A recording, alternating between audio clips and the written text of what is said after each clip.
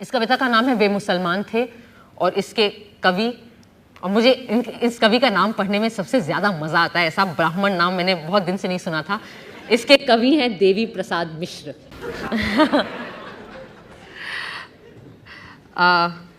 तो वे मुसलमान थे, थोड़ी लंबी है।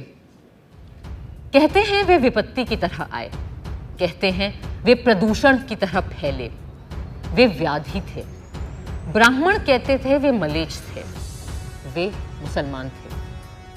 उन्होंने अपने घोड़े सिंधु में उतारे और पुकारते रहे हिंदू हिंदू हिंदू। बड़ी जाति को उन्होंने बड़ा नाम दिया, नदी का नाम दिया। वे हर गहरी और अविरल नदी को पार करना चाहते थे। वे मुसलमान थे, लेकिन वे भी यदि कबीर की समझदारी का सहारा लिया जाए, और अच्छा ही होता अगर हम कबीर की समझदारी का थोड़ा ज्यादा सहारा लेते लाइफ में। वे मुसलमान थे, लेकिन वे भी यदि कबीर की समझदारी का सहारा लिया जाए तो हिंदुओं की तरह ही पैदा होते थे। उनके पास बड़ी बड़ी कहानियां थीं, चलने की, ठहरने की, पिटने की और मृत्यु की। प्रतिपक्षी के खून में घुटनों तक और अपने खून में कंधों तक वे डूबे होते थे।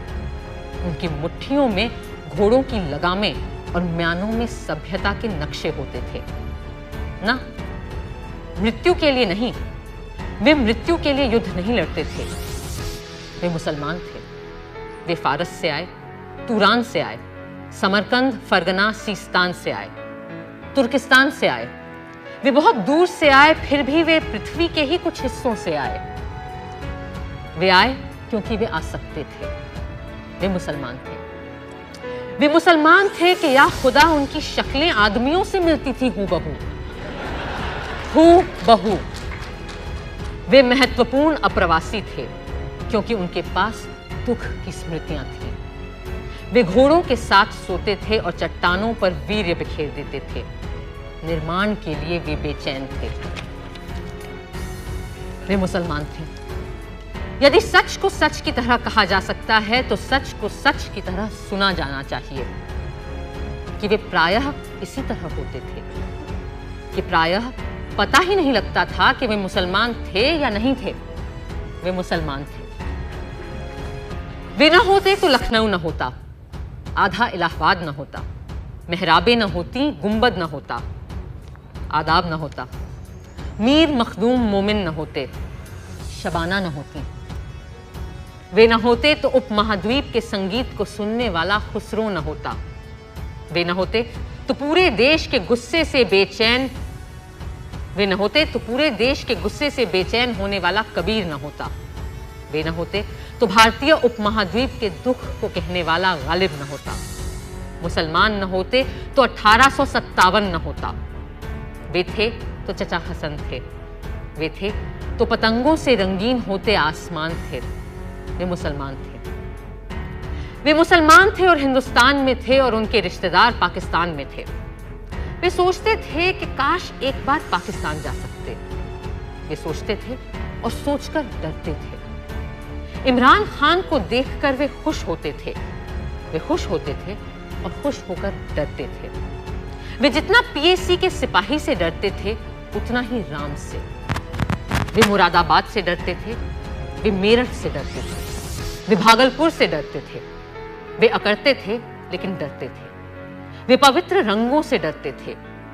वे अपने मुसलमान होने से डरते थे। वे फिलिस्तीनी नहीं थे, लेकिन अपने घर को लेकर घर में, देश को लेकर देश में, खुद को लेकर आश्वस्त नहीं थे। वे उखड़ा उखड़ा राग द्वेष थे। वे मुसलमान थे। वे कपड़े बुनते थे, वे कपड़े सिलते थे, वे ताले बनाते थे, वे बक्से बनाते थे। उनके श्रम की आवाजें पूरे शहर में गूंजती रहती थीं। वे शहर के बाहर रहते थे। वे मुसलमान थे, लेकिन दमिश्क उनका शहर नहीं था। वे मुसलमान थे, अरब का पेट्रोल उनका नहीं था। वे दजला का नहीं, यमुना का पानी पीते थे। वे मुसलमान थे। वे मुसलमान थे इसलिए बच के निकलते थे। वे मुसलमान थे इसलिए कुछ कहते थे तो हिचकते थे। देश के ज्यादातर अखबार ये कहते थे कि मुसलमान के कारण ही कर्फ्यू लगते हैं।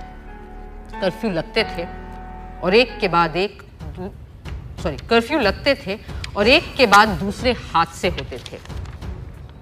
खबरें आती थीं, उनकी औरतें बिना दहाड़ मारे पछाड़े खाती थीं, बच्चे दीवारों से चिपके रहते थे।